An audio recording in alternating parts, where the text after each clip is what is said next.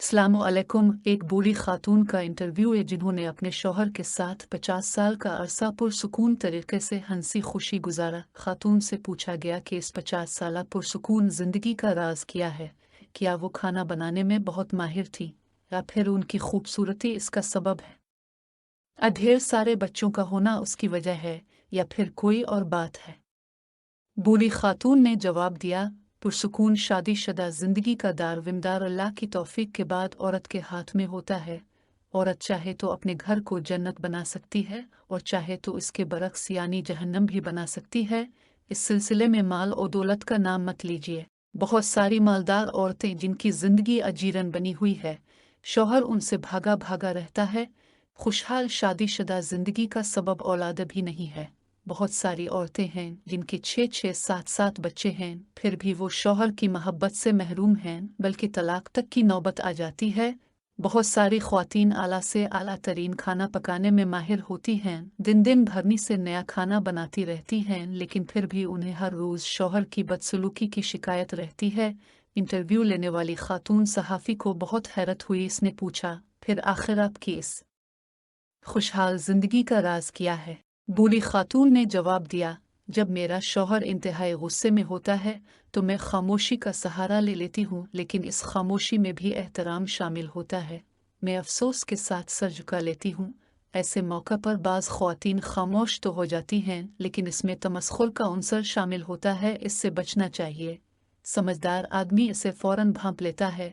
नामा निगार खातून ने पूछा, ऐसे मौके पर आप कमरे से निकल क्यों नहीं जाते?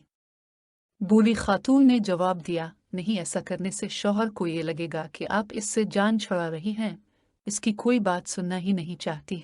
ऐसे मौके पर खामोश रहना चाहिए और जब तक वो पुरसुकून न हो जाए उसकी किसी बात की मुखालफत नहीं करनी चाहिए। जब शौहर किसी हद तक पुरसुकून हो जाता है तो मैं कहती हूँ, पूरी हो गई अब की बात, फिर मैं कमरे से चली जाती हूँ, क्योंकि मेरा शौहर बोल बोल कर थक चुका होता है और चीखने चलाने के बाद अब उसे थोड़े आराम की ज़रूरत होती है। मैं कमरे से निकल जाती हूँ और अपने मामूल के कामों में मसरूफ़ हो जाती हूँ बस। खातून सहाफ़ी ने पूछा, इसके बाद अब क्या करती हैं? क्या अब बोलचाल बंद करने का उसलूब अपनाती? एक आध हफ्ता बातचीत ही नहीं करती?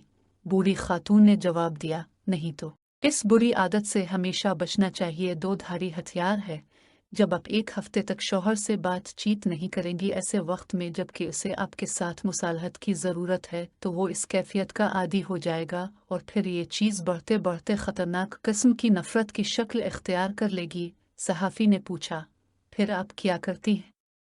बूढ़ी खातून बोले, मैं 2-3 घंटे बाद शौहर के पास एक गिलास जूस या एक कप कॉफ़ी लेकर जाती हूँ और मोहब्बत भरे अंदाज में कहती हूँ, पी लीजिए। हकीकत में शौहर को इसी की ज़रूरत होती है।